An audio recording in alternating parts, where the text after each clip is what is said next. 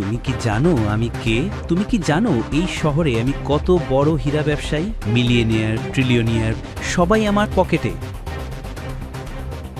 আমি চাইলে তোমাকে মেরেও ফেলতে পারি। আমি চাইলে এক চুটকিতেই আমি তোমার পুরো ব্যবসায় ধ্বংস করে দেব। দেখতে চাও? করো, যদি পারো করো।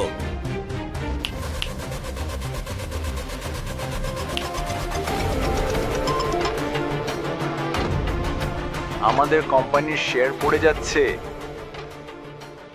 কি হয়েছে বাবা? তুমি একজন বড় লোকের সঙ্গে কথা বলছো। ও আমাদের সাম্রাজ্য উল্টে দিয়েছে। এখনই ওর কাছে ক্ষমা চাও, না হলে কাল থেকেই আমাদের রাস্তায় নামতেই হবে।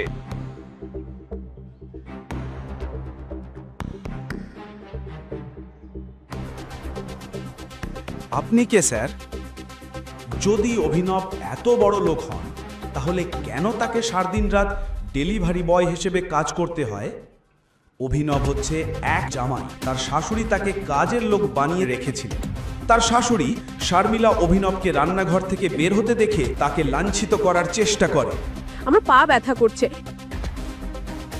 এসো এবং ধরো।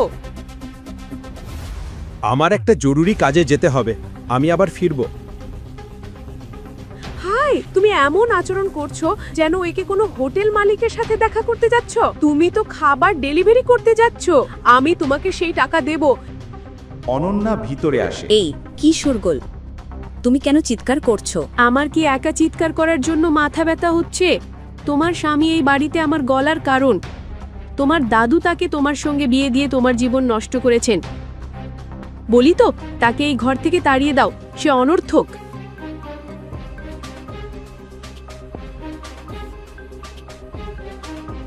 অভিনব, উনি যা বলেছেন তাই করো এবং চলে যাও। না অনন্যা, আমার একটা জরুরি কাজ আছে, আমি ফিরে এসে এটা করব। অভিনব বাড়ি ছেড়ে দ্রুত বেরিয়ে পড়ল। শারমিলার ক্রোধ বেড়ে গেল। ওকে ফিরে আসতে দাও। এই কুকুরটার একটা জায়গা আছে। যদি আমি এই ভিখারি কুকুরটাকে ঘর থেকে না তুলে ফেলি, আমার নাম শারমিলা নয়। অভিনব শারমিলা তার শাশুড়িকে কিভাবে সামলাবেন? তিনি কি শাশুড়ির কাছ থেকে পালিয়ে গেলেন? এরপর কি হলো? অভিনব চেন্নাই শহরের সবচেয়ে বড় হোটেল সাফায়ারে এলো।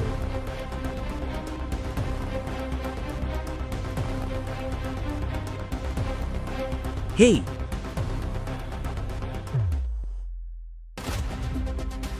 নিচু মানের, থামো।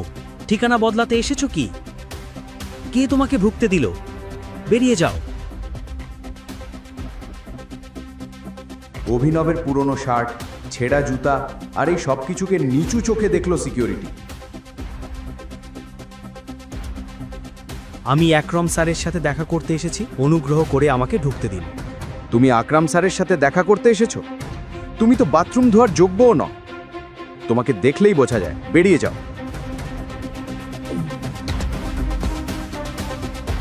বেরিয়ে যাও। সিকিউরিটি গার্ডরা তাকে টেনে বের করে দিল। সেই সময় তার এক্স গার্লফ্রেন্ড বৈভবী ও তার নতুন বয়ফ্রেন্ড দেবও সেখানে এলেন। সিকিউরিটি,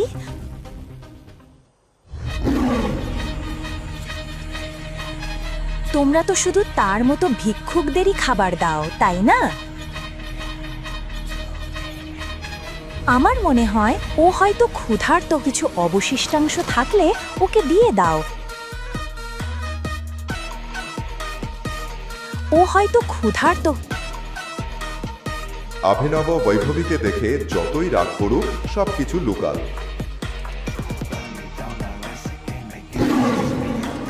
বিশ্বাস হচ্ছে না বেবি, এই ভিক্ষুক কি তোমার এক্স বয়ফ্রেন্ড? দেবের কথায় অভিনব রেগে গেল।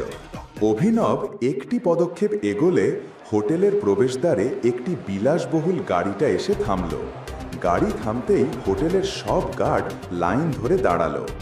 বিক্রমন হোটেল মালিক বিলাসবহুল গাড়ি থেকে নামলেন। হোটেলে ঢোকার সময় বিক্রমন সেখানে জমায়েত দেখলেন। তিনি সিকিউরিটি গার্ডদের জিজ্ঞেস করলেন, লবিতে কি গোলমাল? স্যার, ও আপনাকে দেখতে চাইছিল। আমি এখনই সাফ করে দিচ্ছি স্যার। আমি কতবার বলেছি এভাবে লোক ঢুকতে দাও কি করে? তাকে ধরে বাইরে ফেলে দাও। আকরামের কথা শুনে সিকিউরিটি গার্ডরা যখন তাকে টেনে বের করছিল,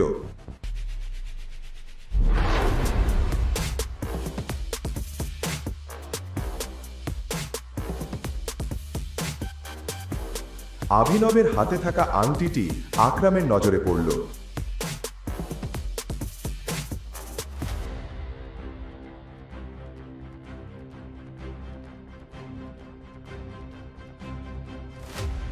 সিকিউরিটি, সিকিউরিটি, ওর হাত থেকে তোমরা হাত নামাও। এরপর যা ঘটনা ঘটল সবাইকে তাক লাগিয়ে দিল। টাইগার, আকরাম আংটিটা দেখে অভিনবের সামনে হাঁটু গেড়ে বসলেন।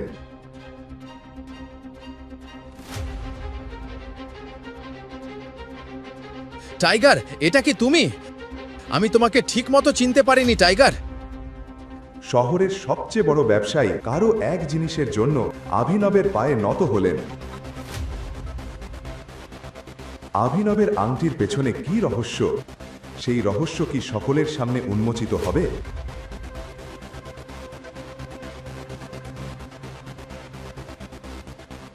পরের দিন অভিনব অনন্যার অফিসে দুপুরের খাবার দিতে গেল।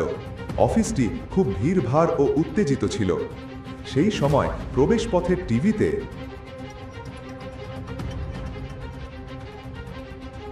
Breaking news! সরকার টেন্ডার পাওয়ার পরও অর্থের অভাবের কারণে এখনো ব্যবসা শুরু না করা ভেদিকা ইন্ডাস্ট্রিজকে অভিযোগের মুখে পড়তে হয়েছে। যদি তারা সংখ্যাগুলো ভালো দেখাচ্ছে না। যদি এভাবেই চলতে থাকে কোম্পানি দেউলিয়া হয়ে যাবে। আমাদের হাতে বেশি সময় নেই। চিরাগ, অনন্যার বন্ধু ও ব্যবসায়িক অংশীদার। অনন্যার দাদু হারদেব পাল সিংহের বুদ্ধিতে তিনি কোম্পানিটি তুলে নিয়েছিলেন। এরপর বন্ধু চিরাগ অংশীদার হিসেবে এসেছিলেন এবং তিনি অনন্যাকে জীবনসঙ্গী হিসেবে চেয়েছিলেন। কিন্তু তার আগে কোনো অজানা কারণে অনন্যাকে এই গরিব ডেলিভারি বয় অভিনবের সাথে হারদেব পাল সিং বিয়ে করে দেন। অনন্যা অনেক কষ্টে আছেন। সেই সময় কোম্পানির সিএফও কার্তিক তার সাথে কথা বলে। অনন্যা, কোনো বিনিয়োগকারী আমাদের টেন্ডার ফাইনাল করতে সাহায্য করছে না, আর ব্যালেন্স শিটও ঠিক দেখাচ্ছে না। যদি এভাবেই চলে কেউ আমাদের কোম্পানিকে দেউলিয়া হওয়া থেকে আটকে পারবে না। কার্তিক, শুধু আমি জানি আমার দাদু এই কোম্পানি তৈরি করতে কতটা পরিশ্রম করেছেন। সেটা 1 মিনিটে কিভাবে ঘটে? তুমি কি কোম্পানিটা এভাবে ছেড়ে যেতে পারো? তুমি কি বলছো বোঝো? তুমি এভাবে ছেড়ে যেতে পারবে না। কেউ তো দয়া করে কিছু করো। অনন্যা, তোমার দাদা একবার আমাকে পুরনো এক শক্তিশালী সহযোগীর সাথে যোগাযোগ করিয়ে দিয়েছিলেন। আমি কি তাদেরকে বিনিয়োগ করার জন্য বলি? ওহ না স্যার, অনুগ্রহ করে এখানে অতীতের কিছু আপডেট নিয়ে আসবেন না। এই সংবাদ শুনলে কেউই আমাদের কোম্পানিতে বিনিয়োগ করবে না। কার্তিক, তোমার প্ল্যানটা শুনি। রবি কুমার অনন্যার দাদুর পুরনো বন্ধু হরদেব পাল সিংয়ের সময় থেকেই এই কোম্পানিতে কাজ করে আসছেন। হরদেব পাল সিং থাকা অবস্থায় তিনি কোম্পানির গুরুত্বপূর্ণ সিদ্ধান্তের একটি বড় অংশে ছিলেন, কিন্তু এখন তিনি এখানে কেবল নামমাত্র অ্যাডভাইজার কাজ করেন। Good morning লোবো। চুপ করো। কি লোবো, আজ অফিসটা এত ব্যস্ত কেন? তুমি সব সময় বাড়িতে চাকরের মতো কাজ করো। তুমি খবর দেখছো না? তুমি যে এত বড় শিল্পপতির জামাই, তুমি কি তোমার ব্যবসা নিয়ে ভাবতে পারো না? ব্যবসা সম্পর্কে যতটা জানি তা যথেষ্ট। কি হয়েছে? টিভি দেখো। Breaking news! সরকার টেন্ডার পাওয়ার পরও অর্থের অভাবের কারণে এখনো ব্যবসা শুরু না করা ভেদিকা ইন্ডাস্ট্রিজকে অভিযোগের মুখে পড়তে হয়েছে। হ্যাঁ ম্যাম, আমি এখনই আসছি। আমার কাছে ফাইল আছে, আমি নিয়ে এসে দিচ্ছি। Okay ma'am. লোবো, অনন্যা কোথায়? আমাকে কনফারেন্স রুমে ফাইলগুলো দিতে হবে অনন্যা ম্যামের কাছে। অনন্যা কোথায়? অনন্যা কোথায়? তুমি লাঞ্চ ব্যাগটা এখানেই রেখে দাও এবং চলে যাও। হে অভিনব, অভিনব! অনুমতি ছাড়া অভিনবকে ঢুকতে দেখে সবাই অবাক হয়ে গেল। কেবল তাই নয়, সবাই জানে অভিনব হলো ওই অকেজো জামাই যে শাশুড়ির ঘরে থাকে। আমার তোমার সাথে একটা গুরুত্বপূর্ণ বিষয়ে কথা বলতে হবে। অভিনব, বেরিয়ে যাও। অনন্যা, আমি এই সমস্যাটা সমাধান করতে পারি। আমার একটা আইডিয়া আছে, আমাকে 5 মিনিট দাও। হেই, এখানে কি চলছে? মপিং করার লোকেরা কি ব্যবসার আইডিয়া দিতে এসেছে? আমি জানতে চাইছি তুমি ব্যবসা সম্পর্কে কি জানো। অনন্যা, আগে ওকে চাকরি থেকে বের করে দাও, ও সব সমস্যার কারণ। তোমার সাহস কিভাবে হলো?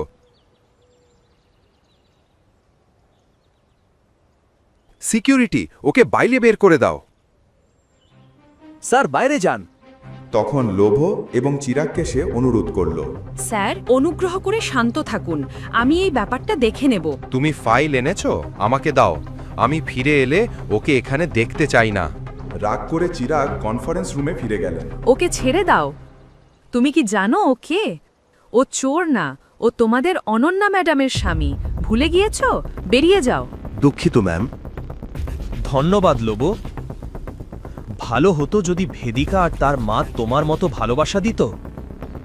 তুমি কেন এভাবে বলো অভিনব? আমার সঙ্গে এসো এখনই। অভিনব, ভুল বুঝবে না। তুমি একজন ডেলিভারি বয় এবং একজন হাউসব্যান্ড। তুমি কি করে এত বড় কোম্পানিকে সংকট থেকে বাঁচাতে পারবে? আমি জানি না কিভাবে লোব, কিন্তু আমাকে এই কোম্পানিটা বাঁচাতে হবে। এটা জরুরি। আমার এই কোম্পানির শেয়ার হোল্ডারদের তালিকা দরকার। আমি এমন একজন ভালো মানুষের কোম্পানি নষ্ট হতে দেব না। এটা কি হচ্ছে অভিনব? তুমি কি আমার সঙ্গে খেলছো? তুমি তো সব কিছু দেখছো যা ঘটছে। তুমি যে সব ফাইলের কথা জানতে চাইছো সেগুলো কনফারেন্স রুমে আছে। চাইলেও আমি ভিতরে ঢুকতে পারি না। অভিনব, একজন আছেন, তিনি অবশ্যই তোমাকে সাহায্য করতে পারবেন। কে সেটি ম্যাডাম? রবি কুমার স্যার। তিনি অনন্যার দাদুর খুব কাছের ব্যক্তি। তিনি হরদেব পাল সিংহর খুব নিকটবর্তী। রবি কুমার একজন চেইন স্মোকার। তিনি প্রতি ঘন্টায় একবার বাইরে সিগারেট খেতে বের হন। তুমি এখানে অপেক্ষা করলে তুমি তার সাথে কথা বলে তাকে বোঝাতে পারবে। আমি খুব নিশ্চিত তিনি অবশ্যই তোমাকে সাহায্য করবেন। দেরি হচ্ছে অভিনব, আমি এখনই যাচ্ছি।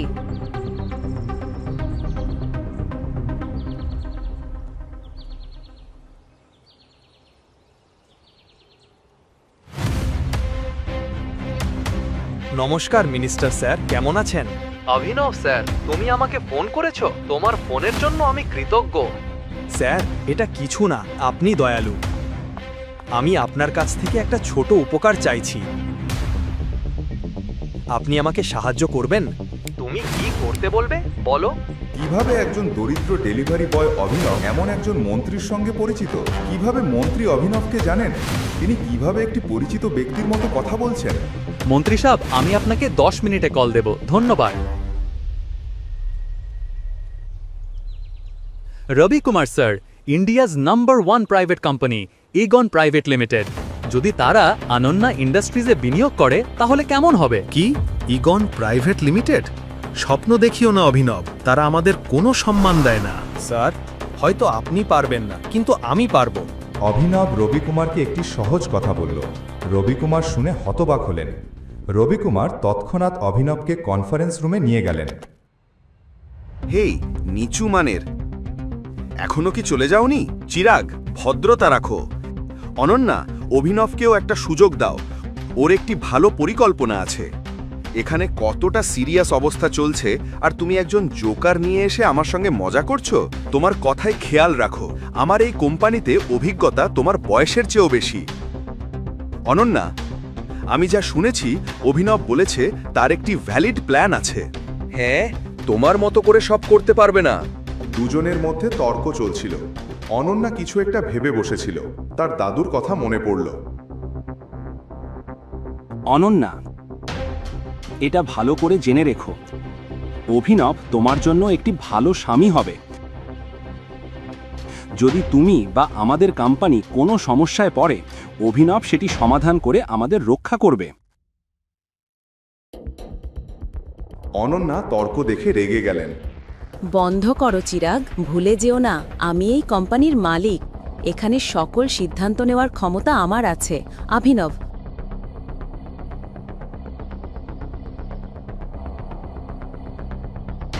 বসো এবং আমাকে তোমার প্ল্যান বলো। সারবেশ খুশি হয়েছিল বেদিকাকে কিশোরের প্রতি রাখতে দেখে। রবি কুমার অভিনবকে নিজের পাশে ডাকলেন।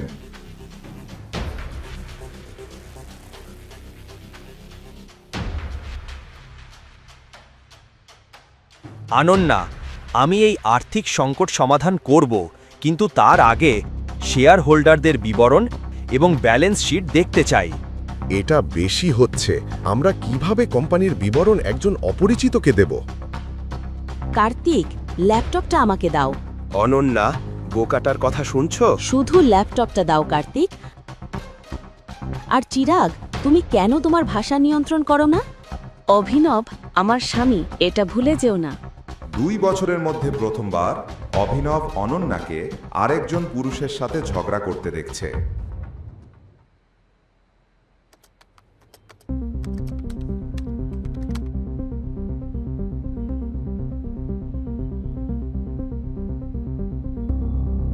অনন্যা, আমি এই স্টেটমেন্টগুলোতে অনেক অনিয়ম দেখতে পাচ্ছি।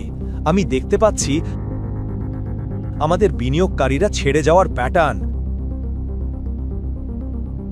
শুধু তাই নয়, আমার ব্যালেন্স শিটে লেনদেন নিয়ে সন্দেহ আছে। হেই, বাজে কথা বলো না।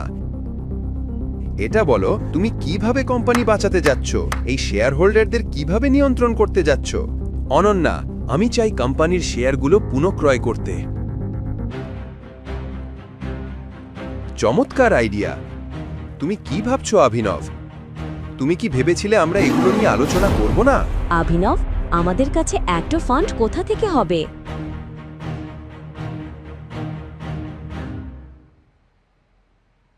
আমাকে একটা কল করতে দাও।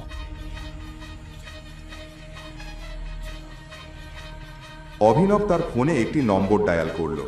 তিনি যে ভঙ্গিতে কথা বলছিলেন তা শুনে অনন্যা সহ সবাই হতবাক। কার্তিক এবং চিরাগ চরমভাবে চমকে গেল। হ্যাঁ মিস্টার রত্না, এখন যা বলবো মনোযোগ দিয়ে শোনো। ইগন প্রাইভেট লিমিটেড ইন্ডাস্ট্রিজকে এখনই অনন্যা ইন্ডাস্ট্রিজে 500 কোটি টাকা ট্রান্সফার করতে হবে। তারপর পাবলিকভাবে ঘোষণা করতে হবে যে ইগন ইন্ডাস্ট্রিজ এবং অনন্যা ইন্ডাস্ট্রিজ একত্রিত হয়েছে। সবচেয়ে গুরুত্বপূর্ণ, এখনই আহুজা কর্পোরেশনের সমস্ত শেয়ার সম্পূর্ণভাবে কিনে ফেলো। ওকে, আমি পরে তোমাকে আবার কল করব। অভিনব, তুমি কে? অভিনব অনন্যাকে হাসি নিয়ে দেখল, কিন্তু ওর কাছ থেকে কোনো উত্তর পেল না। কিভাবে একজন ব্যক্তি যে হাউস হাউসব্যান্ড হিসেবে বসবাস করছে এত চতুরভাবে ব্যবসা চালিয়ে ইগন প্রাইভেট লিমিটেডকে তার কোম্পানির সাথে মার্জ করতে পারল? দরিদ্র ডেলিভারি বয় সার্বেশ কিভাবে সে দেউলিয়া অনন্যা ইন্ডাস্ট্রিজকে 500 কোটি টাকা বিনিয়োগে সাহায্য করল? একজন মানুষ যিনি পরিবারের জামাই হিসেবে দাসের মতো কিভাবে ভারতের সবচেয়ে বড় কোম্পানিকে বেদিকা ইন্ডাস্ট্রিজের সঙ্গে মার্জ করালেন? তুমি কি সত্যি মনে করো আমার বালরাজজির সঙ্গে দেখা করা উচিত? বালরাজের নাম শুনেই সে এখনও কাঁপছিল। আকরামও তার নার্ভাসনেস বুঝতে পেরেছিল। বালরাজজি? শুধু বালরাজ? তুমি তো টাইগার বন্ধু, আর জঙ্গলের সব প্রাণী টাইগারের নামের পরে জি লাগায়, কিন্তু টাইগার কখনো কোনো প্রাণীর নামের পরে জি লাগায় না। সন্ধ্যায় দেখা হবে, বাই। আকরামের মুখ থেকে এই কথা শুনে অভিনবের আত্মবিশ্বাস বেড়ে গেল। সে নিজেকে এমন এক টাইগার মনে করল যে খাঁচা থেকে বেরিয়ে জঙ্গলে প্রবেশ করেছে। পুরনো অফিস ছেড়ে অভিনব বাড়ি ফিরে এলো। সে মনে করতে পারছিল না শেষ কবে এমন করে নিজের বিছানায় আরাম করে শুয়েছিল।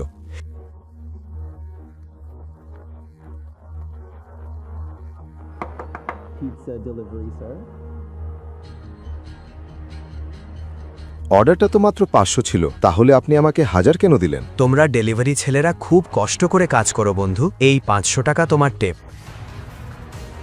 এদিকে অভিনব মনোযোগ দিয়ে পিৎজা বক্সটার দিকে তাকিয়েছিল।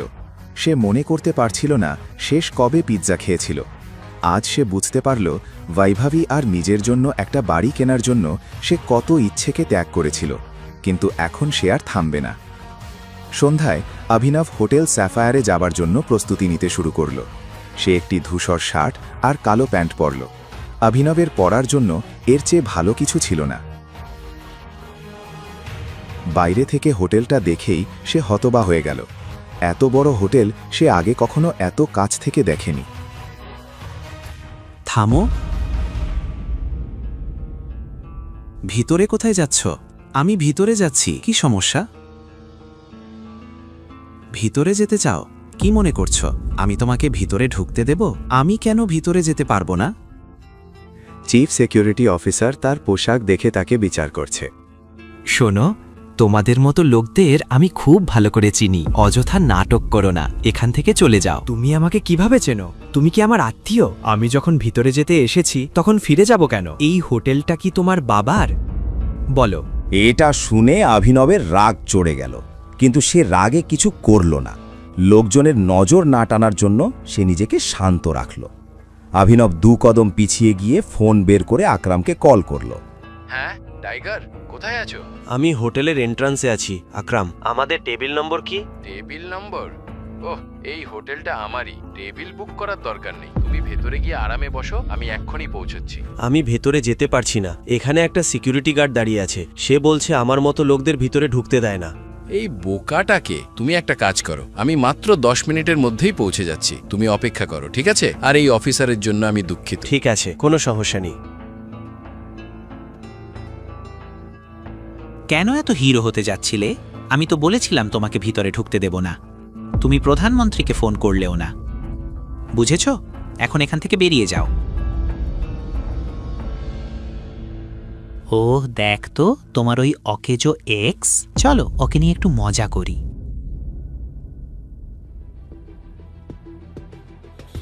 আমি ওকে কখনো আমার বয়ফ্রেন্ড বলেই মানিনি। তাছাড়া আমি আমার স্ট্যান্ডার্ডের নিচে লোকদের সঙ্গে কথা বলি না, বয়ফ্রেন্ড বলবো? কিন্তু এই ছোট লোকটা তোমাকে একটা উপদেশ দিতে চায়।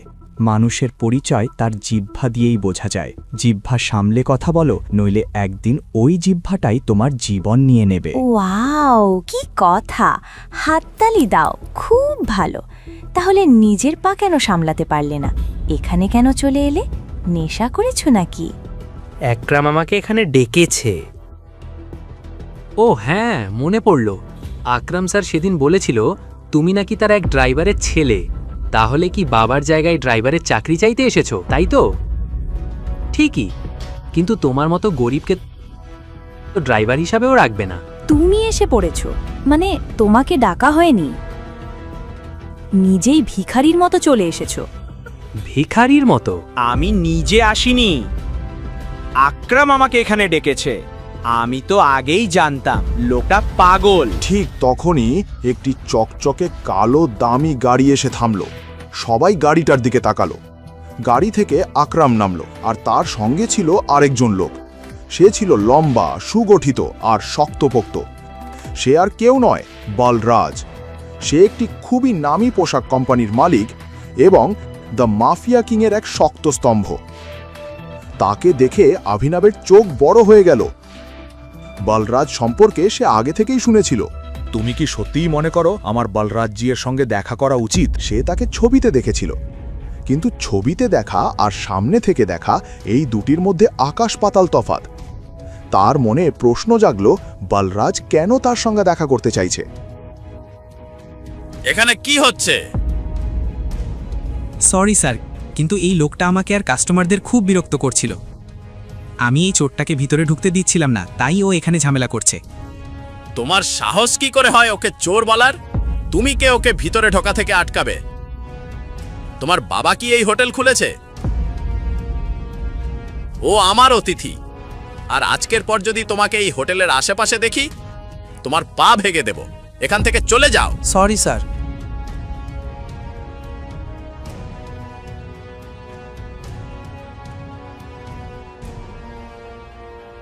সরি টাইগার, এই বোকাটার জন্য। আসলে আজকাল ছোট মানুষই ছোট মানুষের শত্রু হয়ে যাচ্ছে। চলো ভেতরে যাই। আকরাম ইশারা করলো অভিনবকে তার সঙ্গে ভিতরে আসতে। অভিনব আকরামের পেছনে পেছনে হাঁটছিল। সে অনুভব করছিল ভারী পায়ের শব্দে বলরাজও তার পেছনে আসছে। কিছুক্ষণ পর তারা হোটেলের একটি বিলাসবহুল ঘরের বাইরে এসে পৌঁছালো। ভিতরে ঢোকার আগে হোটেলের ম্যানেজার এসে বলল, good evening sir, welcome sir. আপনাদের জন্য কিছু আনবো? একটা কাজ করো, এখানে যত ধরনের লিকার আছে তার একটা লিস্ট আমাকে দাও। শিওর স্যার, কিন্তু স্যার যদি আপনার আপত্তি না থাকে, আমি আমাদের হোটেলে থাকা সব লিকারের নাম জানি। আমাদের কাছে টেকিলা আছে 5 লাখ টাকা, ভডকা 8 লাখ টাকা, হুইস্কি 1 লাখ টাকা, আর জিন আছে 12 লাখ টাকা স্যার। আপনি কি নিতে চান? গ্রেট। ব্যাপারটা হলো আজ আমার কাছে খুব স্পেশাল গেস্ট আছে, তাই সবচেয়ে দামিটা পাঠাও আর বাকি সব কিছুই পাঠাও। শিওর স্যার, আমি আপনাদের জন্য সেরা লেকার নিয়ে আসছি। Good evening sir. আকরাম, হোটেলটা তোমার, অ্যালকোহলও তোমার, তবুও তোমার ম্যানেজার তোমাকে অ্যালকোহলের দাম বলছে, যখন তুমি যে কোনোটা নিতে পারো। কারণ বন্ধু, আমি দিনের হিসেব করে অ্যালকোহল অর্ডার করি, আর আজকের দিনটা আমার জন্য খুবই গুরুত্বপূর্ণ, আসলে আমাদের সবার জীবনের জন্য। তাই আজ আমরা তিনজনই দামি অ্যালকোহল নেব। তো চল উপভোগ করি। ওকে, কাম, লেটস এনজয়। এখন এখানে তোমার পরিচয় লুকানোর দরকার নেই। এই ঘরটাও প্রাইভেট আর সবচেয়ে সেফ। বসো। ঘরটা ছিল ভীষণ বিলাসবহুল। তিনজনই বসে পড়ল। অভিনব খুব মনোযোগ দিয়ে বালরাজকে লক্ষ্য করছিল।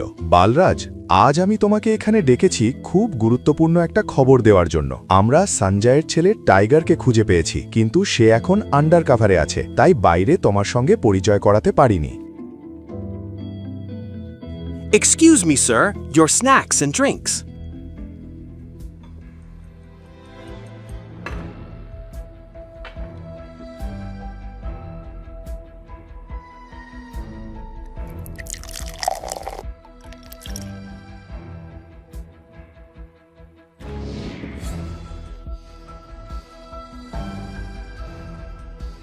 Sure.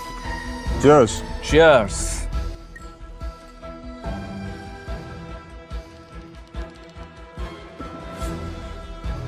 তাহলে এই হলো টাইগার? হ্যাঁ, এটাই আমাদের টাইগার। আমি চেয়েছিলাম ও যেন আমাদের টিমের বড় আর গুরুত্বপূর্ণ সদস্যদের সঙ্গে দেখা করে, আর দেখা করার পর আমরা যে পথে এগোচ্ছি সেই পথে আমাদের নেতৃত্ব দেয়। ক্ষমা করো বন্ধু, কিন্তু আমি একটু হাসছি। কি হলো, সব কথা তুমিই বলছো। আমাদের টাইগার কি বোবা? বলরাজ, টাইগার সম্পর্কে এভাবে কথা বলা উচিত নয়। ক্ষমা করো বন্ধু, ক্ষমা করো। তোমার এই সাহসটা আমার ভালো লেগেছে। ওকে,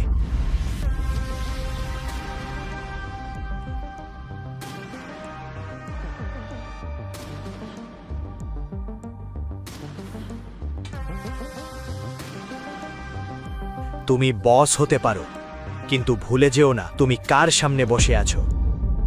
আমি টাইগার। টাইগার না চুপ করে থাকে, না নরমভাবে কথা বলে। টাইগার সরাসরি গর্জন করে।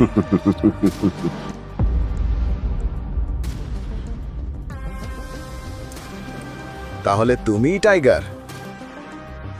ওকে টাইগার, বলো তো, এত বছর তুমি কোথায় ছিলে?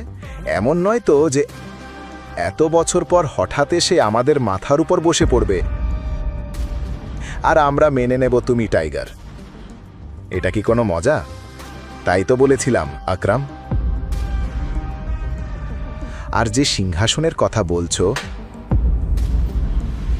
সেটা দখল করা হয় না, সেটা অর্জন করতে হয়, বুঝেছো? আমি খুব ভালো করেই জানি চিন্তায় আমার রক্তে নেই। এত বছর আমি কোথায় ছিলাম, কি করছিলাম, এসব বোঝানোর সময় আমাদের নেই। আর আমি টাইগার কিনা সেটা নিয়ে ওকে, তুমি পথ দেখাও, আমি প্রমাণ করে দেব। ব্রাভো! এই কথাটাই আমি শুনতে চেয়েছিলাম। আকরাম হাসি নিয়ে অভিনবের দিকে তাকালো। তার চোখে অভিনবের জন্য গর্ব স্পষ্ট ছিল। অভিনব তার কল্পনার থেকেও বেশি ভয়ঙ্কর ছিল, কিন্তু বালরাজের কপালের ভাঁজ তখনও কাটেনি। তার চোখ বলছিল এত সহজে সে অভিনবকে টাইগার হিসেবে মেনে নেবে না। যাই হোক, পুরো গ্রুপে বালরাজ যদি কোনো কিছুর জন্য পরিচিত হয়ে থাকে, সেটা হলো তার জেদ। সে মেনে নিতে পারছিল না যে আগামীকাল একটা ছেলে তার উপর রাজত্ব করবে। শুধু আকরামের প্রশংসা যথেষ্ট নয় প্রিয়, আর আমি এখনো মেনে নিইনি যে তুমি টাইগার। তুমি বলেছ তুমি প্রমাণ করতে পারো যে তুমি টাইগার, তাই তো?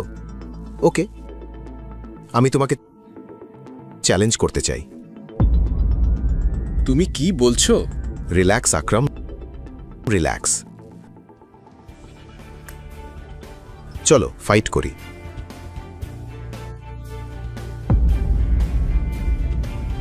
যদি তুমি জিতো, আমরা মেনে নেব তুমি টাইগার, কিন্তু যদি হারো তাহলে আমাদের কাছ থেকে কিছু টাকা নিয়ে গুরগাঁও থেকে অনেক দূরে কোথাও গিয়ে সেটেল হয়ে যেও। বলরাজ, তুমি কি বলছো? এটা ঠিক নয়।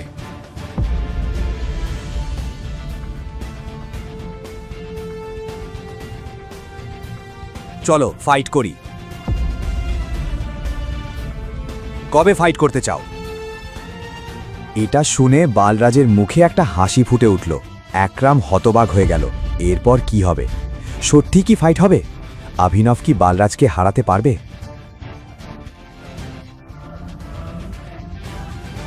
না টাইগার, থামো। তোমাকে কাউকে কিছু প্রমাণ করার দরকার নেই।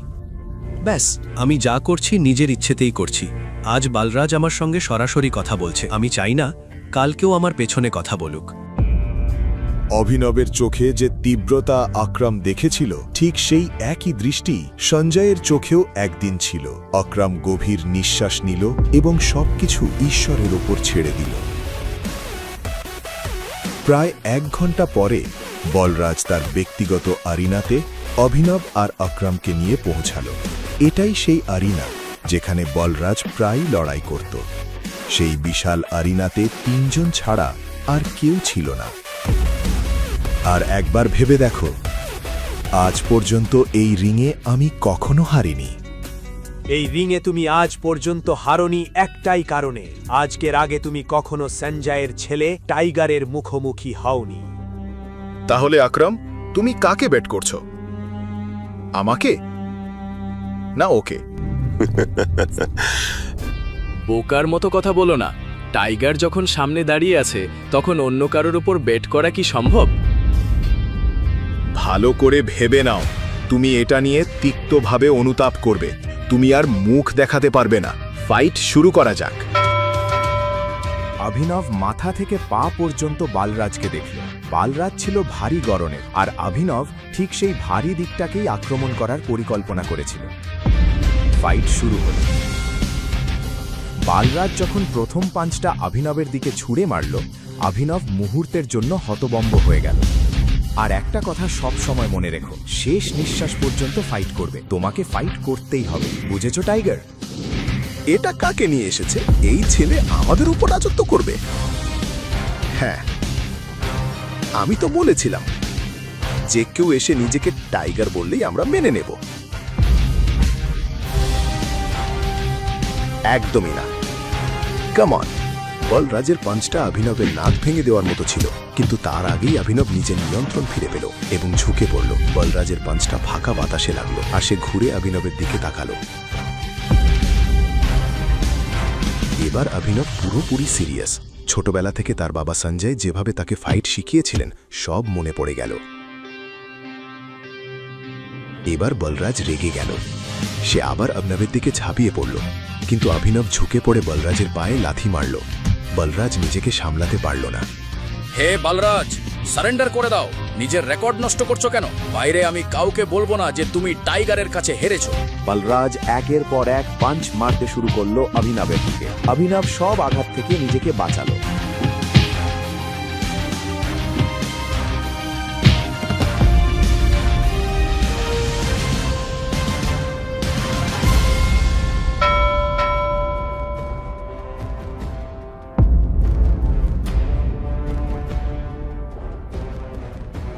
শেষে অভিনব বলরাজকে ছেড়ে রিংয়ের এক কোণে গিয়ে চুপচাপ দাঁড়ালো। বলরাজ খুব কষ্ট করে তার ভারী শরীরটা তুলল আর ব্যথায় কাতরাতে লাগলো। আকরাম, আমি জানি আজ তুমি খুব খুশি। বলরাজের পিঠে স্প্রেন হয়েছিল, কিন্তু তবুও সে হাসল আর অভিনবকে জিজ্ঞেস করল, এসব তুমি কোথায় শিখলে? এগুলো আমি উত্তরাধিকার হিসেবে পেয়েছি। আমার সঙ্গে একটা ড্রিঙ্ক করবে? আজকের পার্টি আমার তরফ থেকে। বালরাজ, এভাবে বললে হয় না। বলতে হবে Tiger ji, would you like to have a drink with me? Will you party? এভাবে। টাইগার জি, আজ আমার সঙ্গে ড্রিঙ্ক করবে? পার্টি করব? Okay, right. কেন নয়?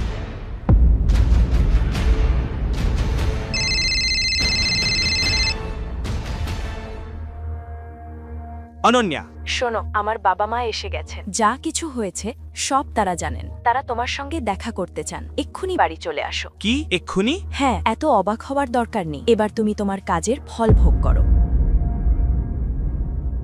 বাই দ্য ওয়ে, আকরাম।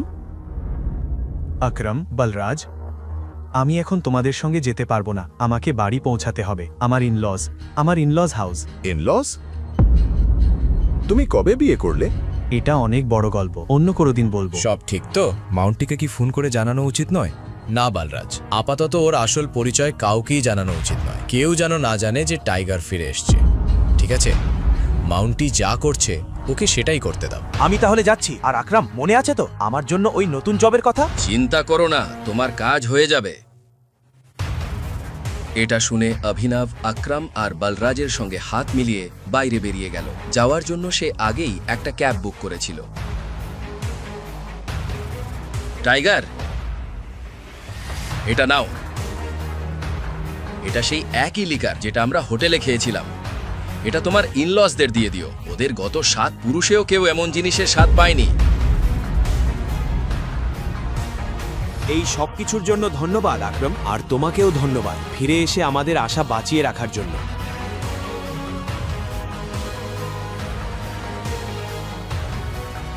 এখন বেরোবে নাকি রিংয়েই দাঁড়িয়ে থাকবে? কিছুক্ষণ পরে গাড়িটা আনান্নার বাড়ির সামনে এসে থামল। অভিনব গাড়ি থেকে নেমে গভীর নিঃশ্বাস নিয়ে বাড়ির ভেতরে ঢুকল।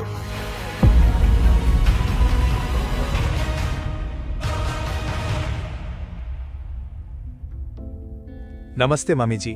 নমস্তে পাপাজি। আপনাদের দুজনের জন্য এটা এনেছি। ও ওয়াও, এটা তো দারুণ। এটা খুবই দামি ম্যান।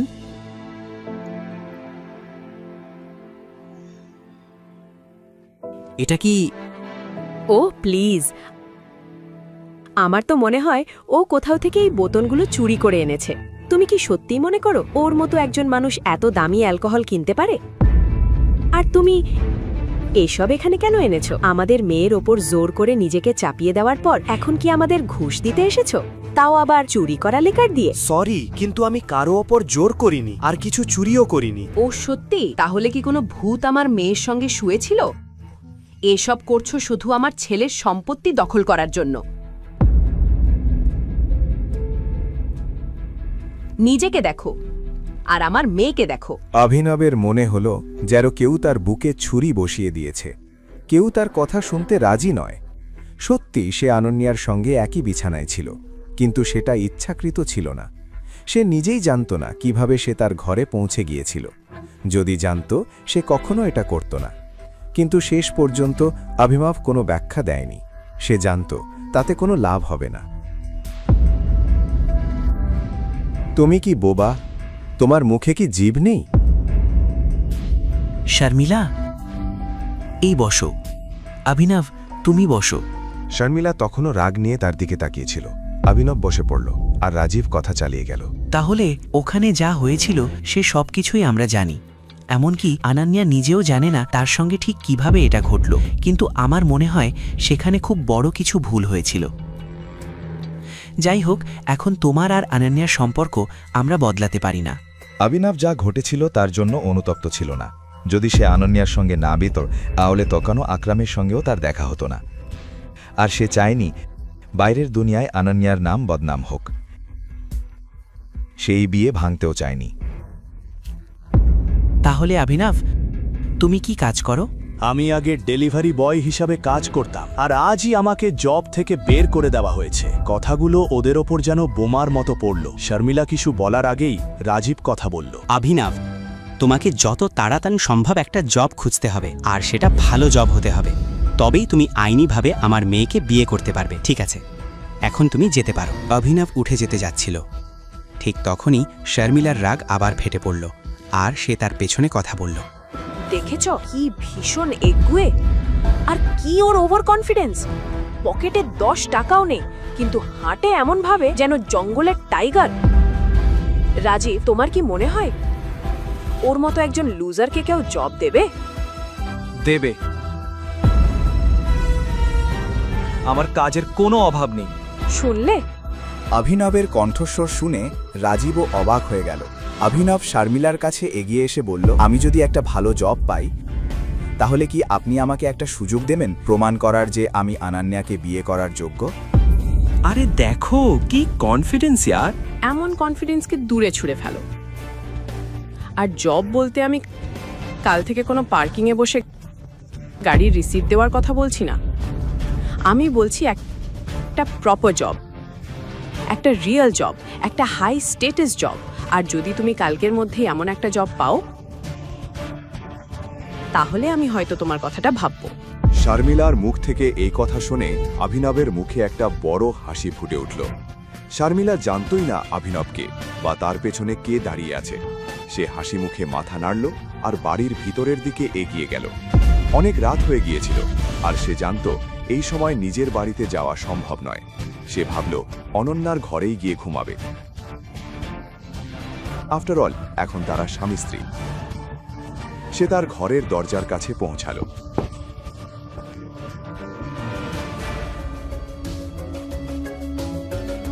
কি? অনেক রাত হয়ে গেছে, আমি আমার বাড়িতে যেতে পারবো না। ঘুমানোর জন্য একটা জায়গা দরকার। তুমি তো আমাকে তোমার বাবা মায়ের সঙ্গে দেখা করতে ডেকেছিলে, তাই না? তাহলে তুমি আমাকে ঘুমানোর জায়গা দাও। তুমি কি ভাবছো আমি আবার তোমাকে আমার ঘরে ঢুকতে দেব? তাহলে আমি কোথায় যাব? জানি না, যা খুশি করো, কিন্তু বাইরে থাকো, নইলে তোমার পা ভেঙে দেব। প্রথমে অভিনব ভয় পায়নি, কিন্তু দরজাটা যখন তার পায়ে লাগতে যাচ্ছিল তখন সে দ্রুত পা সরিয়ে নিল। আনান্যা দরজাটা জোরে বন্ধ করে দিয়ে ভেতর থেকে চিৎকার করল, চাকরের জায়গা মালিকের ঘরে নয়, ওর জায়গা বাড়ির স্টোর রুমে। এটা শুনে অভিনব খুব খারাপ লাগলো, কিন্তু সে আর কী বা করতে পারত। বন্ধ দরজার দিকে তাকিয়ে সে হতাশায় মাথা নাড়ল। এরপর কি হবে? অভিনব কোথায় ঘুমাবে? এই বাড়িতে সে কি কখনো সম্মান পাবে? আর আনান্যার পরিবার যখন অভিনবের আসল পরিচয় জানতে পারবে তখন কি হবে?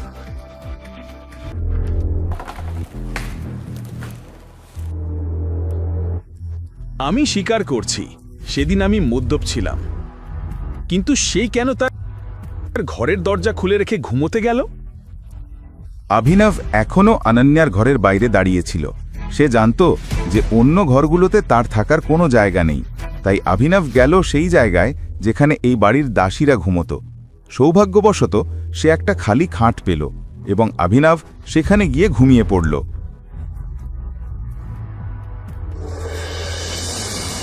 অভিনব বুঝতেই পারল না কখন সে ঘুমিয়েছে আর কখন জেগে উঠেছে। সে যত তাড়াতাড়ি সম্ভব তৈরি হয়ে পৌঁছে গেল একে প্রাইভেট লিমিটেডে।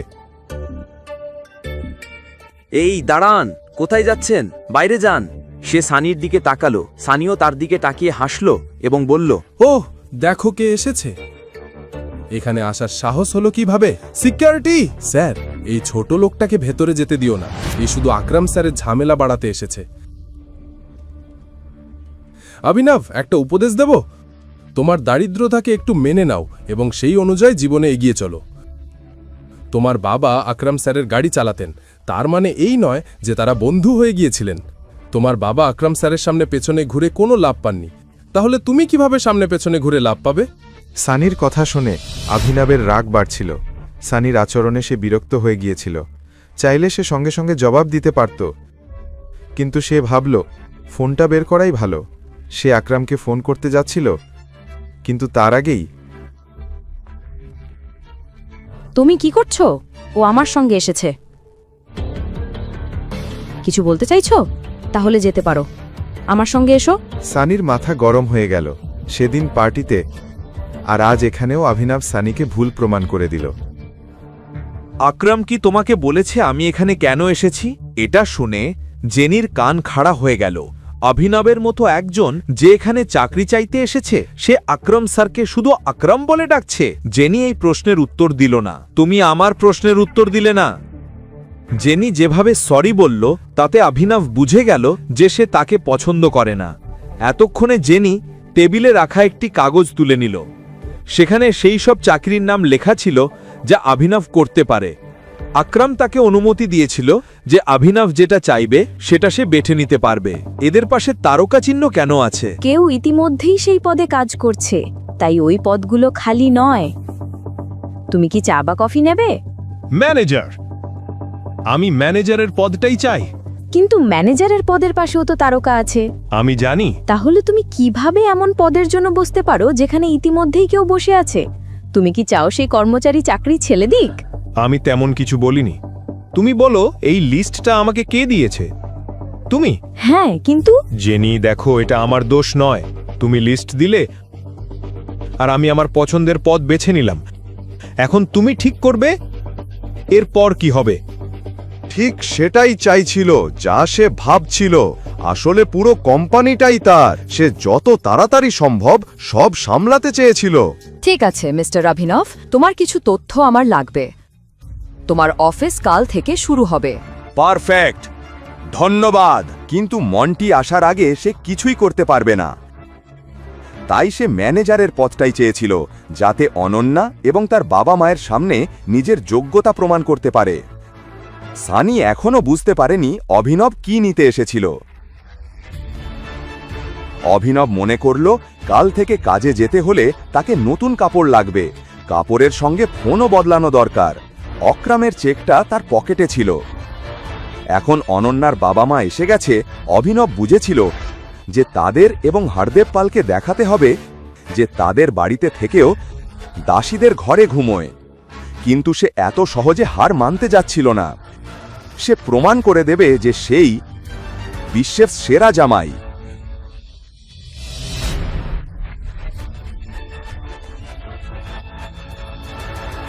অভিনব ব্যাংকে গিয়েছিল তার চেক থেকে টাকা তোলার জন্য।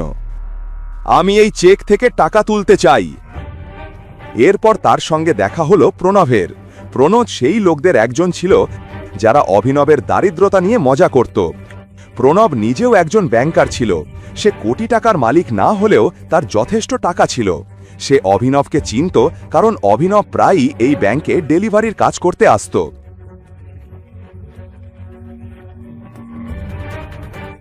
যদিও সে অভিনবের থেকে খুব বেশি এগিয়ে ছিল না, কিন্তু তাদের মধ্যে পার্থক্য ছিল দারিদ্রতা। চেক দিয়ে তুমি জানো তো এই ব্যাংকে শুধু বড় অঙ্কের টাকাই চেক দিয়ে তোলা যায়।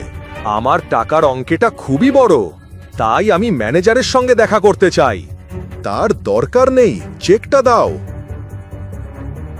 প্রণব অভিনবের সামনে এবং বাকিদের সামনে চেকটা ছিঁড়ে ফেলল। তুমি কি পাগল? তুমি কি করলে? সিকিউরিটি, এই লোকটাকে এখান থেকে বের করে দাও। নকল চেক নিয়ে ব্যাংকে আসার সাহস হলো কিভাবে? তুমি কি ভাবো ব্যাংকাররা বোকা? নিয়ে যাও ওকে। প্রণব এবং বাকিরা অভিনবকে এই অবস্থায় দেখে খুব খুশি হয়েছিল। এখানে কি হচ্ছে? এই কণ্ঠস্বর আর কারো নয়, বলরাজের। সে দূর থেকেই অভিনবকে চিনে ফেলেছিল। বলরাজকে দেখে অভিনবের মনে বল এলো। এখন কেউই তার কোনো ক্ষতি করতে পারবে না। সরি স্যার, আমি জানতাম না আপনি এভাবে এখানে আসবেন। আমি শুধু এই লোকটাকে প্রতারণা করা থেকে আটকাচ্ছিলাম। ওকে ছেড়ে দাও। অভিনব চুপচাপ বলরাজের পেছনে হাঁটছিল। প্রণব এবং বাকিরা বুঝতে পারছিল না কেন বলরাজ অভিনবকে সঙ্গে নিয়ে যাচ্ছে।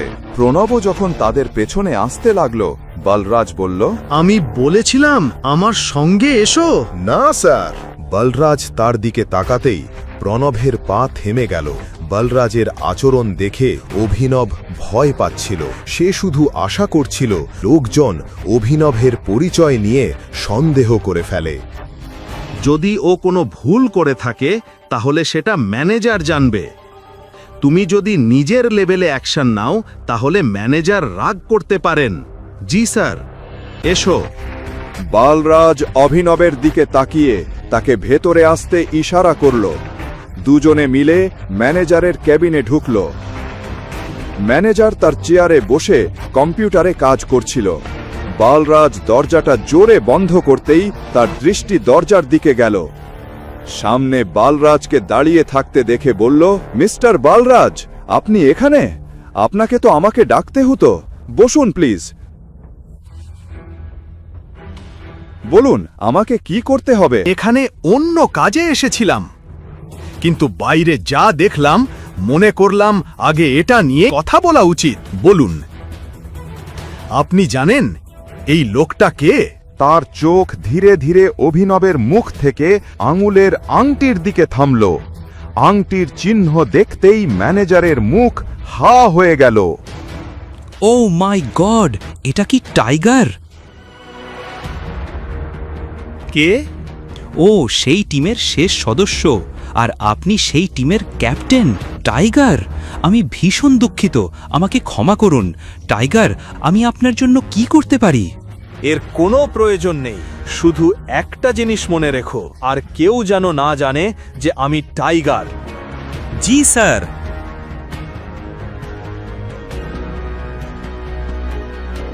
টাইগার, আপনাকে দেখে খুব ভালো লাগলো। এখন যেহেতু আপনি ফিরে এসেছেন, আপনি অবশ্যই আমাদের সমস্যার সমাধান করে দেবেন। সেটা তো করবই, কিন্তু প্রথমেই আপনাকে আপনার স্টাফদের একটা শিক্ষা দিতে হবে, কারণ আমি যদি আমার নিজের স্টাইলে শিক্ষা দিই তাহলে আপনি জানেন কি হতে পারে? কি হয়েছে, তারা কি করেছে? আর অভিনবের সঙ্গে যা যা হয়েছে সে সব কিছুই সে ম্যানেজারকে বলল। ম্যানেজারের রক্ত গরম হয়ে গেল। এক কালো চশমা পরা মানুষ দাঁড়িয়েছিল। তার চোখে সানগ্লাস এবং গলায় সোনার চেন ছিল।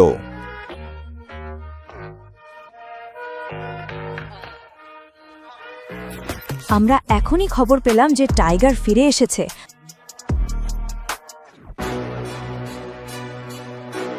আপনি যদি বলেন।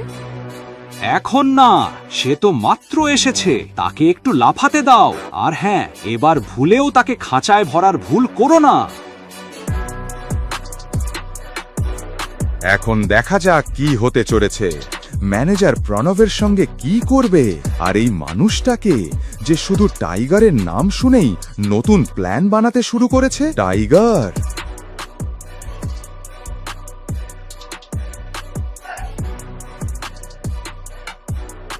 যখন ম্যানেজার জানতে পারল প্রণব অভিনবের সঙ্গে কি করেছে, তার রক্ত ফুটতে লাগল।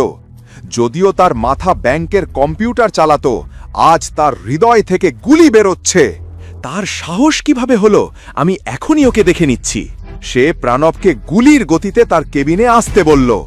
ঠিক তখনই প্রণব এসে গেল। তুমি কি করেছো?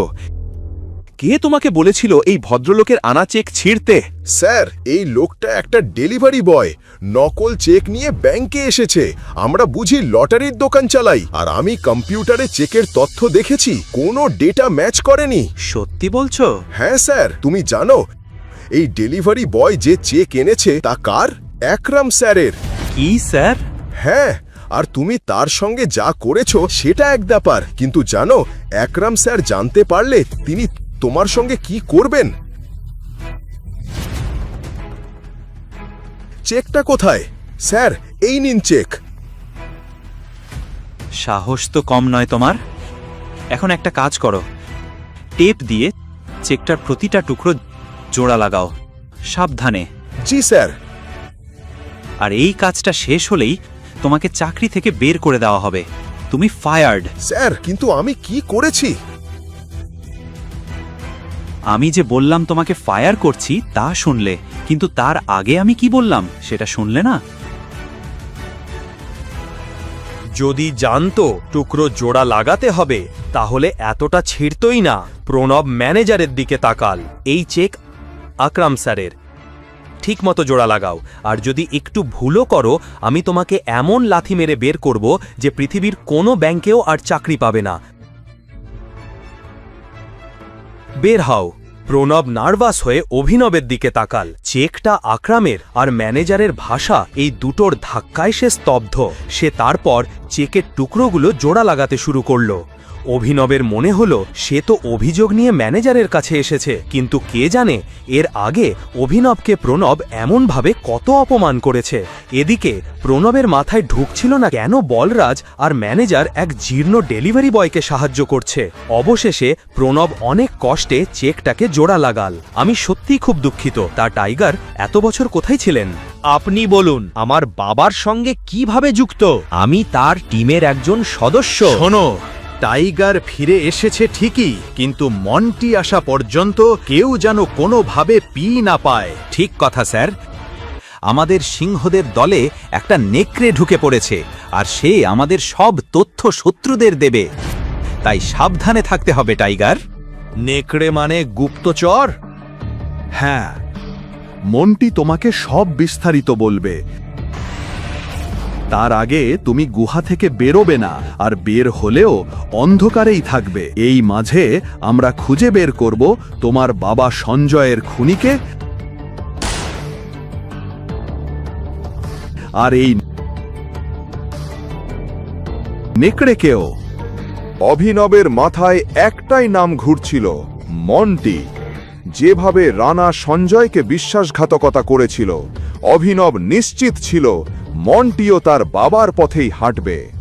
রানাকে নিজেদের লোক ভাবার জন্য সে লোকগুলোর ওপর করুণা হলো। এই দলে আর কে কে আছে যাদের সঙ্গে আমার দেখা হয়নি? তুমি আমার সঙ্গে আর আকরামের সঙ্গে তো দেখা হয়েছ। দেখো, এরা বাকিরা ইক্কা, পার্কার, এলাইনা, 3 জন বাকি। এলাইনা মানে আমাদের দলে একটা মেয়েও আছে। হ্যাঁ, তার আগে তার মা এই জায়গায় ছিলেন। তিনি 1 বছর আগে মারা গেছেন, তাই এখন এলাইনা তার জায়গায়। সে শুধু একটা মেয়ে নয়, সে আগুন, হাঁটতে থাকা অঙ্গার, ঝড়। এলাইনার মতো মেয়ে আমি জীবনে দেখিনি। তার কাছে সৌন্দর্য, বুদ্ধি আর তেবার 3টাই আছে। আমি কিছুই বুঝতে পারছি না। সে খুব জেদি। তার জেদ আমার নিজের জেদকেও ছোট করে দেয়। টেকনিক্যালি সে আমাদের গ্রুপের একমাত্র মেয়ে, কিন্তু তাকে হারানো এটা আমাদের দলের কোনো পুরুষের পক্ষেই সম্ভব নয়। এটা শুনে অভিনব বুঝে গেল বলরাজ কাকে ইঙ্গিত করছে। অ্যালাইনাকে বোঝানো যে সে টাইগার, এটা অভিনবের জন্য খুব কঠিন হতে চলেছে। কিন্তু অভিনব এই চ্যালেঞ্জটা উপভোগ করছিল।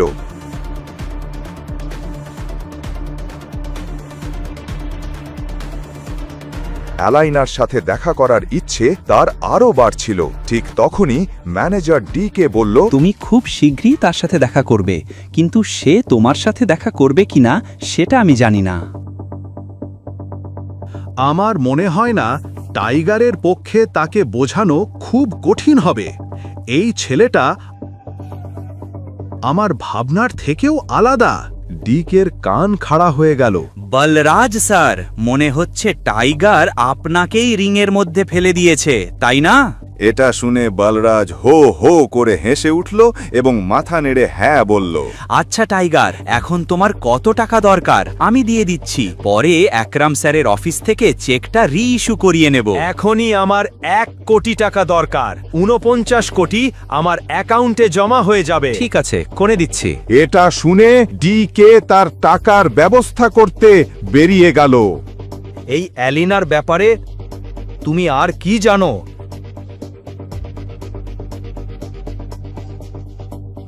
সে যেই হোক, আমি সবই জানি, কিন্তু একই সাথে কিছুই জানি না।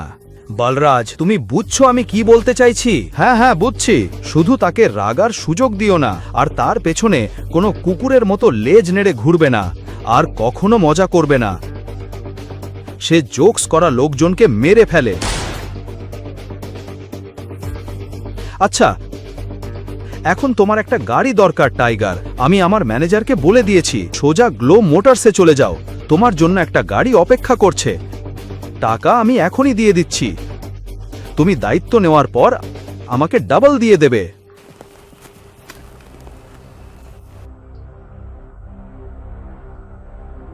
ঠিক আছে, ধন্যবাদ।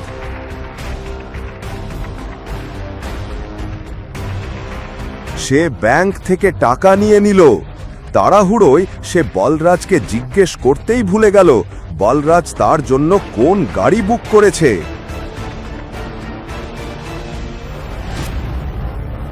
ভেতরে ঢুকতেই সে দেখল শোরুম ম্যানেজার দরজায় দাঁড়িয়ে কারো জন্য অপেক্ষা করছে। মিস্টার অভিনব গ্রেওয়াল, স্যার দয়া করে আসুন, চলুন। কিছুক্ষণ পর অভিনব এক গ্যারেজে পৌঁছাল। ম্যানেজার তাকে তার গাড়ির কাছে নিয়ে গেল।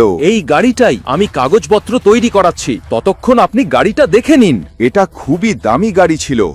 বলরাজ ইচ্ছা করে এটাকে পুরনো সাজিয়ে দিয়েছিল যাতে অভিনবকে দেখে কেউ সন্দেহ না করে, কিন্তু গাড়ির ভেতরে তাকাতেই অভিনবের খুব ভালো লাগলো।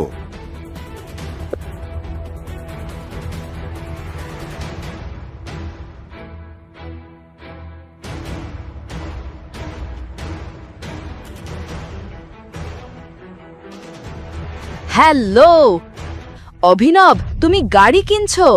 তুমি কে আর কি চাই তোমার? আরে আমি চাহা, তোমার স্ত্রীর বান্ধবী। আকরামের পার্টিতে অভিনব চাহাতকে দেখেছিল, যদিও কথা হয়নি, কিন্তু পার্টি জুড়ে সে অভিনবের দিকে তাকিয়েই ছিল। সে নিশ্চিত ছিল অভিনব আসলে যা দেখাচ্ছে সে তেমন নয়। আর প্রশ্নটা, তুমি এখানে গাড়ি কিনতে এলে কি করে? অনন্যা তো বলেছিল তুমি গরিব। আমি গরিব, এটা আমি আমার বসের জন্য কিনছি। চাহাত একটু তাকিয়ে রইল। নিশ্চিত তুমি মিথ্যে বলছো না? কেন আমি মিথ্যে বলবো? জানি না, একটা কাজ করি, অনন্যাকেও এখানে ডেকে নিই। সে দূর থেকে হলেও তোমাকে গাড়িতে দেখলে খুব খুশি হবে। না না, তাকে এখানে কি দরকার? তাকে বিরক্ত করে লাভ কি? তুমি বলো, আমি তোমার জন্য কিছু করতে পারি কি? তুমি আমাকে একটা ট্রিট দিতে পারো। আমাকে ট্রিটে নিয়ে যাবে না? দেখো, আমি তোমার স্ত্রীর বান্ধবী, আর আমি মনে করি না তুমি আমাকে না বলবে। অভিনব কিছু বলার আগেই চাহাত গাড়ির দরজা খুলে পাশের সিটে গিয়ে বসে পড়ল। ঠিক তখনই ম্যানেজার কাগজগুলো নিয়ে এসে অভিনবের হাতে দিল।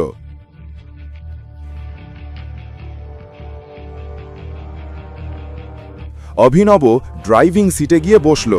সে জানত চাহাত নিজেও একটি ধনী পরিবার থেকে আসে, তাই সে ঠিক করল তাকে আকরামের কোনো একটি হোটেলে নিয়ে যাবে। পুরো পথে চাহাত অভিনবের দিকেই তাকিয়েছিল।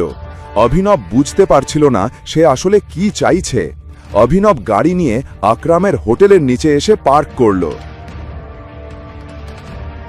ব্যবসাতে আকরাম কারো কথা শোনে না, বুঝলে? আচ্ছা, পরে ফোন করছি। টাইগার। ঠিক তখনই অভিনবের ফোন বেজে উঠল। সে দেখল আকরাম ফোন করেছে। আকরাম! হ্যালো টাইগার, কি হয়েছে? তোমার গাড়িকে আমার অফিসের নিচে আসতে দেখলাম, সব ঠিক আছে তো? আসলে আমি হোটেলে কারোর সাথে লাঞ্চ করতে এসেছি। হ্যাঁ হ্যাঁ, দেখেছি। একটা কাজ করো, আগে আমার অফিসে উঠে আসো। আমি তোমাকে আমার ভিআইপি কার্ড দিয়ে দিচ্ছি, তোমরা দুজনেই ভিআইপি ট্রিটমেন্ট পাবে। কি হলো, চলবো না? তুমি একটু অপেক্ষা করো, আমার কিছু জরুরি কাজ আছে। তাকে যেতে দেখেই চাহাত বুঝে গেল যে এই জায়গাটা আকরামের অফিস, কিন্তু অভিনব সেখানে কি করতে যাচ্ছে, আর আকরামই বা তাকে উঠতে বলল কেন? অভিনবকে নিয়ে চাহাতের সন্দেহ আরও বাড়ছিল। চাহাত কি অভিনবের আসল পরিচয় জেনে ফেলবে? যখন চাহাত অভিনবকে নিয়ে সন্দেহ করছিল, তখন অভিনব পৌঁছে গিয়েছিল আকরামের কেবিনে। অভিনব ঢুকতেই আকরাম তার কার্ড বাড়িয়ে দিয়ে বলল, টাইগার, ওয়েলকাম। সব ভালো? সব ঠিক আছে? এই নে ভিআইপি কার্ড, মজা কর। Thank you. সে নিচে এসে দেখল চাহাত হোটেলের বাইরে শেডের নিচে দাঁড়িয়ে আছে। চলবে? দুজনেই হোটেলের ভেতরে ঢুকে একটি টেবিলে বসল। অভিনব ইচ্ছে করেই চাহাতের চোখের দিকে তাকানো এড়িয়ে যাচ্ছিল, আর সেই সময় চাহাত তাকে একদৃষ্টিতে দেখেই চলেছিল। সব ঠিক আছে তো? হ্যাঁ, সব ঠিক আছে। আচ্ছা, তুমি কি এই অফিসে কাজ করো? কিছু অর্ডার করি, খুব খিদে পেয়েছে, একটু দাঁড়াও। ওয়েটার! চাহাতের প্রশ্নটা এড়িয়ে গেল অভিনব। Hello sir. তুমি কি আমার কাছ থেকে কিছু লুকোচ্ছ? না, একদম না। কেন কিছু লুকাবো? তেমন কিছু না। ও, এক সেকেন্ড। অভিনব আর চাহাত ওয়েটারের কাছে অর্ডার দিল। ওয়েটার চলে গেল, কিন্তু চাহাত তার প্রশ্ন ভুলে যায়নি। তো তুমি কি করো? আমি একে প্রাইভেট লিমিটেডে ছোট একটা চাকরি করি, এটাই। ওটা তো আকরমজির কোম্পানি, তাই না? হ্যাঁ, ঠিকই। হ্যালো গর্জাস, তুমি খুব সুন্দর। আসতে চাইনি, কিন্তু মন মানল না। একটা ভালো ট্রিট অফার করতে পারি?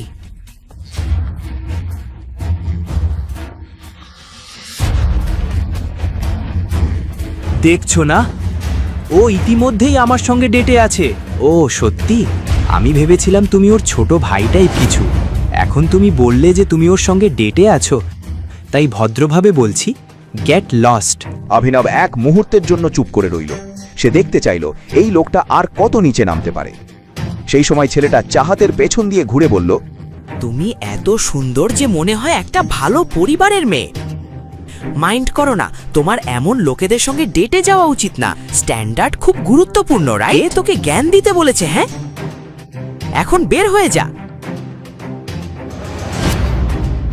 তুমি আমার সঙ্গে চলো, ট্রাস্ট মি, তোমার কোনো সমস্যা হবে না। আমি বলছি, তোমার এমন ডাউন মার্কেট ছেলেদের সঙ্গে থাকা উচিত না, যার বাবা তাকে জন্ম দিয়ে ফেলে রেখে গেছে। এবার অভিনব আর নিজেকে ধরে রাখতে পারল না। ছেলেটা সীমা ছাড়িয়ে গেছে। অভিনবের বাবার কথা উঠতেই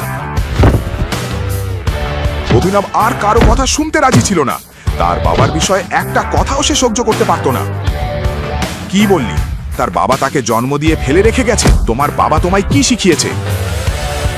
যে ছেলে এতক্ষণ অভিনবের সামনে দাপট দেখাচ্ছিল, সে একটাও শব্দ করতে পারছিল না। তার চোখে স্পষ্ট ভয় দেখা যাচ্ছিল। এসব কি হচ্ছে এখানে? এটা একটা নামি হোটেল, মাছের বাজার না। ম্যানেজার, তোমাদের হোটেলে কেমন লোকজন আসে?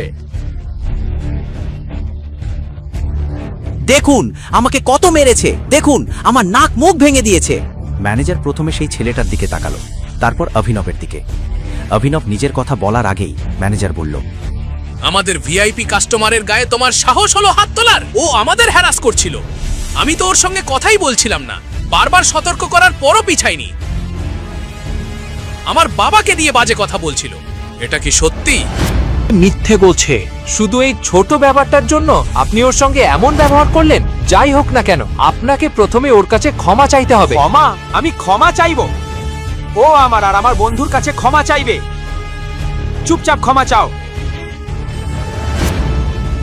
তুমি জানো না আমি কে? ক্ষমা না চাইলে এই হোটেল থেকে বের হতেও দেব না। পরিস্থিতি আরো খারাপ হচ্ছিল। তার আগেই যাতে ব্যাপারটা বেশি বাড়ে না, চাহাত এগিয়ে এসে বলল, আসলে এটা অভিনবের দোষ না। এই লোকটা আমাকে হ্যারাস করার চেষ্টা করছিল। অভিনব আর আমি শুধু লাঞ্চ করতে এসেছিলাম। যাই হোক ম্যাডাম, ওকে ক্ষমা চাইতেই হবে। অভিনব বুঝে গেল কেন ম্যানেজার তার সঙ্গে এমন ব্যবহার করছে। আসলে সে অভিনবকে তার পোশাক দেখে বিচার করছিল। অন্য কোনো উপায় না দেখে অভিনব তার পকেট থেকে আকরামের থার্ডটি বের করে ম্যানেজারের দিকে বাড়িয়ে দিয়ে বলল, জানেন এই কার্ডটা কে দিয়েছে?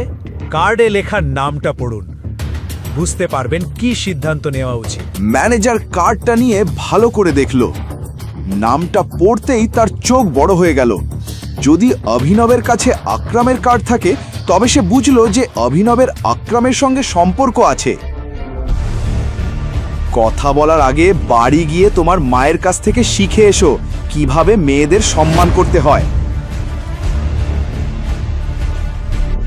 এই বলে অভিনব চাহাতকে নিয়ে সেখান থেকে বেরিয়ে গেল। তারা গিয়ে গাড়িতে বসলো, কিন্তু কেউ কারোর সঙ্গে কথা বলছিল না। এত কিছু ঘটার পর অভিনব জানতে চাইছিল চাহাতের মনে কি চলছে, কিন্তু সে নিজে থেকে জিজ্ঞেস করতে চাইছিল না, যাতে চাহাত তার উপর সন্দেহ না করে। তুমি ঠিক আছো? তোমার মুড আর লাঞ্চ দুটোই নষ্ট করে ফেলেছি, সরি। চাইলে আমরা অন্য কোথাও গিয়ে খেতে পারি। ওকে, আমি পুরো দিনই ফ্রি। এটা শুনে অভিনব গাড়ি ঘুরিয়ে আরেকটা হোটেলের দিকে নিয়ে গেল। কিছুক্ষণ পর সে হোটেলের সামনেই গাড়ি থামালো। অভিনব উপরের বোর্ডের দিকে তাকিয়ে চাহাতকে নিয়ে ভেতরে ঢুকল।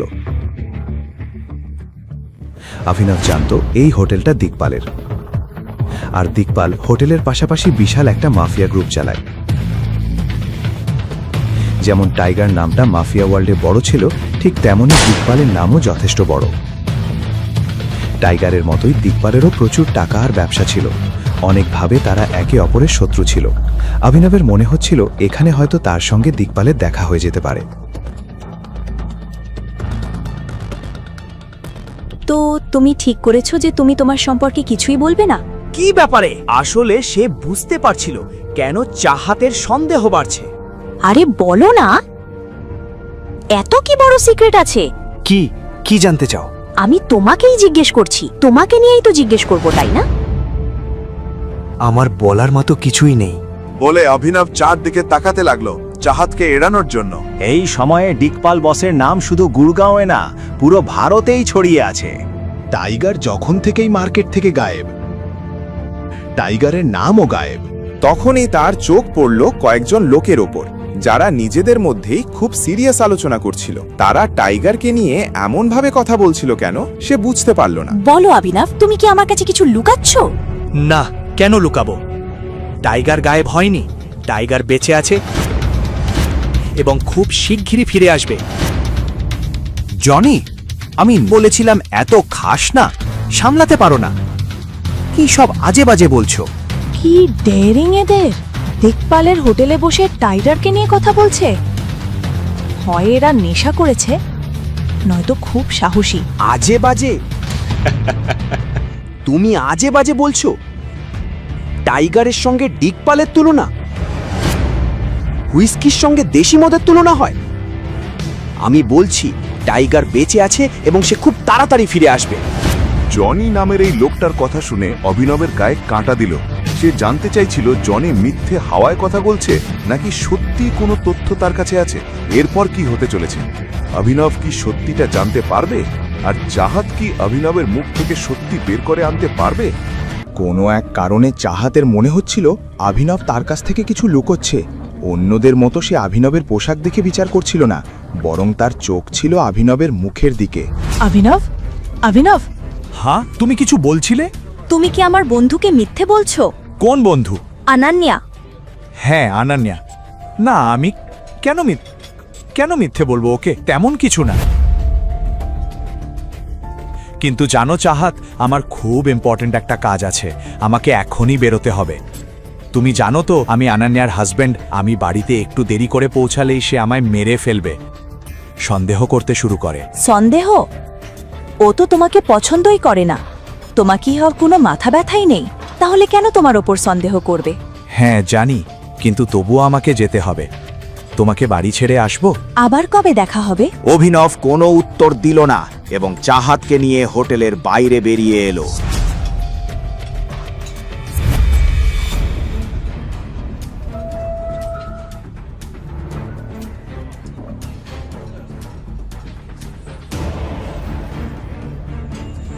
সেই লোকদের কাছে পৌঁছাতেই অভিনব দেখল তারা সেই ছেলেটাকে মারছে।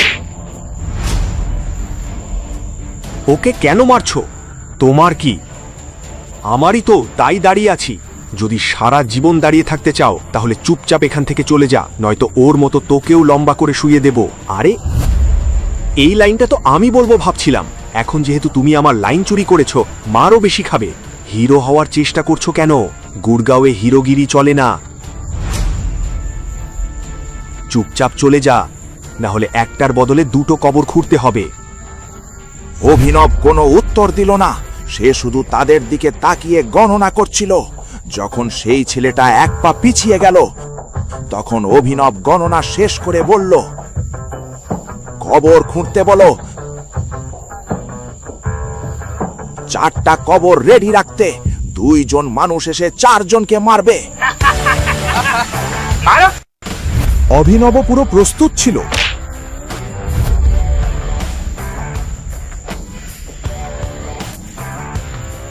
চোখের পলকে সে সময় আর মুহূর্ত দুটোই বদলে দিল।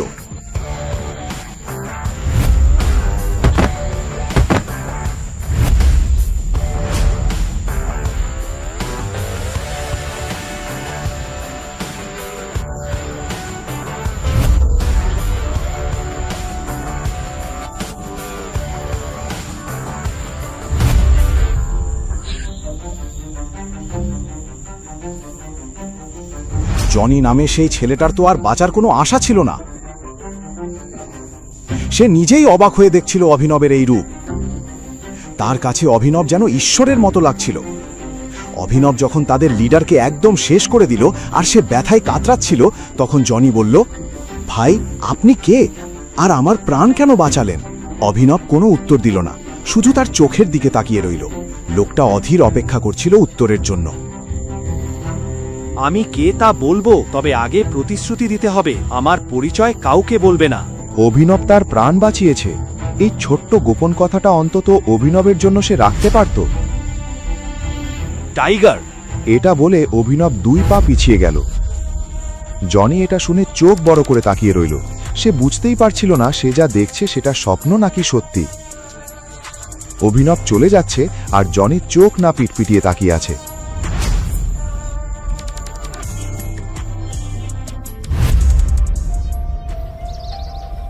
কিছুক্ষণ পরে অভিনব পৌঁছালো হারদেব পাল সিংয়ের বাড়ি। বাড়িতে ঢুকতেই রাজীব, শর্মিলা আর বাকিরা খুব গুরুতর একটা বিষয় নিয়ে আলোচনা করছিল। বুঝতে পারছি না কি করব। আমাদের গৌরবের সঙ্গে কথা বলা উচিত, যাতে ও কমপক্ষে আকরামের সঙ্গে আমাদের ব্যাপারে কথা বলে। এখন শুধু ওই কিছু করতে পারে। কিং কর্পোরেশনসের সাপোর্ট না পাওয়া পর্যন্ত আমাদের কাজ হবে না। ঠিক তখনই অভিনব বাড়িতে ঢুকল। পুরো কথা সে বুঝল না, কিন্তু যতটুকু শুনল তাতেই বুঝে গেল আনান্যার কোম্পানি বড়সড় সমস্যায় পড়েছে। আমার মনে হয় পপক্লিন হোল্ডিংসের সাপোর্ট নেওয়াই ঠিক হবে। তুমি কি বলছো? এই 2টা কোম্পানি টাইগার চালায়, আর আমাদের মতো মানুষ টাইগারের কাছে সরাসরি যেতে পারবে না। আজ পর্যন্ত কেউ টাইগারকে দেখেও নি, তাহলে আমরা কিভাবে ওর সঙ্গে দেখা করব? হয়তো চিরাগে কাজটা করে দিতে পারবে। একটা কাজ করি, আনান্যা আর চিরাগের বিয়ে ঠিক করে দিই। যাই হোক, অভিনব আমাদের জন্য কখনো কিছু করেছে নাকি? অভিনব মুখে হাসি এনে বলল, যদিও সে খুব ক্লান্ত ছিল, তবু সে চাইছিল না এরা বুঝুক সে কি করেছে। নমস্তে। অভিনব নামাস্তে বলতেই শর্মিলা, আনান্যা আর রাজীব তার দিকে তাকালো। তাদের চোখে অদ্ভুত এক রাগ ছিল। এই চোখ দেখে অভিনব হতবাক হয়ে গেল। সে জানত এরা তাকে ভালোভাবে নেবে না, কিন্তু আজ তাদের চোখে রাগ দেখে অভিনবের মনে অদ্ভুত লাগল।